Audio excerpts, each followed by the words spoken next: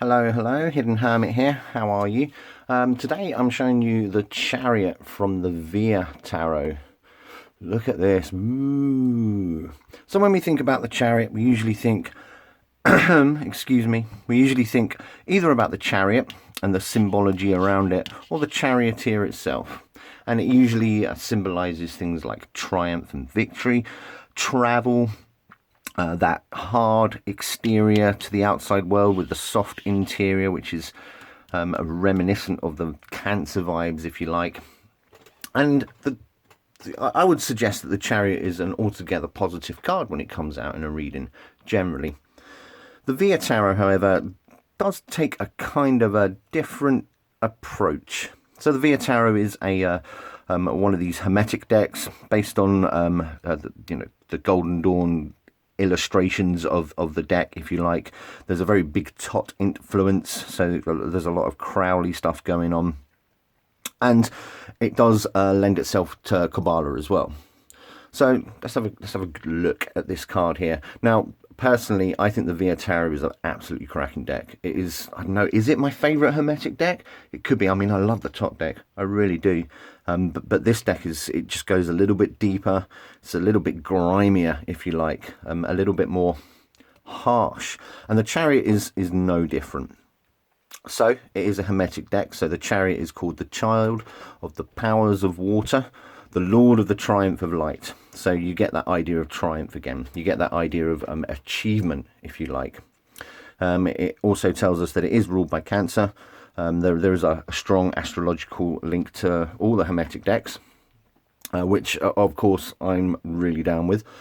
And yeah, there's the Kabbalah influence as well. So this is the Chariot is on the path of Ket, the fence, which is between Binah and Gebura. Binah being the most important influence, because Binah or Binah is ruled by the moon, much in the same way that Cancer is, and it's the Holy Mother, which, and again, Cancer is, usually associated with maternal instincts and motherhood, that kind of nurturing vibe, if you like.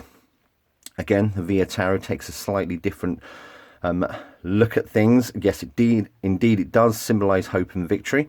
It does symbolize triumphing over not just on an emotional level, but chiefly perhaps, but also it can manifest in actual physical things that you're doing. However, it kind of appreciates the fact that to achieve this victory, there may have been a little bit of force and violence involved to actually get to where it needed to go. And I think that is symbolized mostly, I mean, one of the biggest differences, instead of a binary, I mean, you see like horses, I've seen bulls in some decks, you've got sphinxes in the Waitsmith, but you've got 3 tigers in this one. Now, I will be honest, I do not understand the point of having 3 of something, but the fact that they're tigers now, and the PDF download that comes with this deck tells us that they're tigers because they're very fierce looking. I mean, look at these.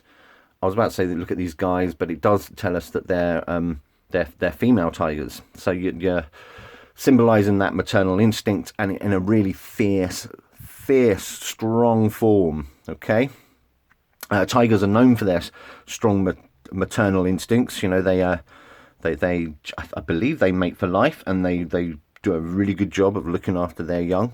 They often sacrifice themselves for their young if need be as well, although they're tigers, pretty much the top of their food chain. So but yeah, so here we have 3 tigers pulling on this Chariot, and there's a few interesting things going on here. You've got this idea of a wheel going on here. You have the charioteer, which is, I would say, unusually female. Again, I believe this is representative of not just Cancer, but of Binah as well.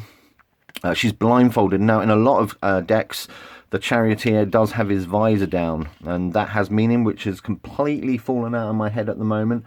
I believe in the top deck, Crowley says that his visor is down because if you look at him, you will die, or something absurd and amazing like that.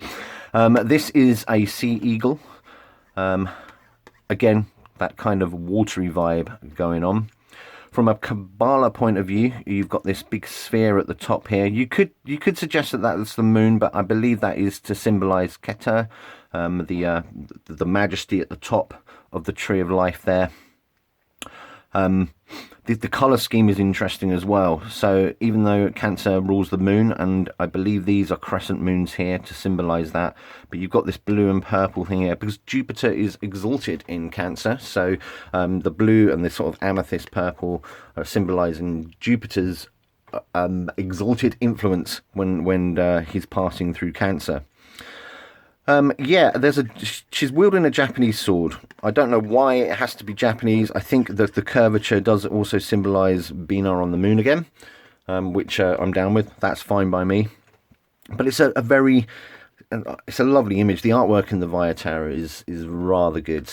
It's rather good, but I just like the slightly more violent, aggressive take on the chariot, the charioteer as well. I'm of the opinion that she pops up in some of the Cancer cards as well. Look up the videos, they'll be out there one day. I honestly do not understand the black and the yellow there, but it looks cool. And the 4 pillars are the 4 sort of levels of consciousness portrayed on the Tree of Life. It's a cracking card, if you like, if you ask me. I love it. Yeah, look up the other videos for the Via Tarot. Some of them will be posted, some not. There will be a deck showcase at some point, but it's a beautiful deck with an excellent back and a brilliant depiction of the Chariot there. So there you go. That's the Chariot from the Via Tarot.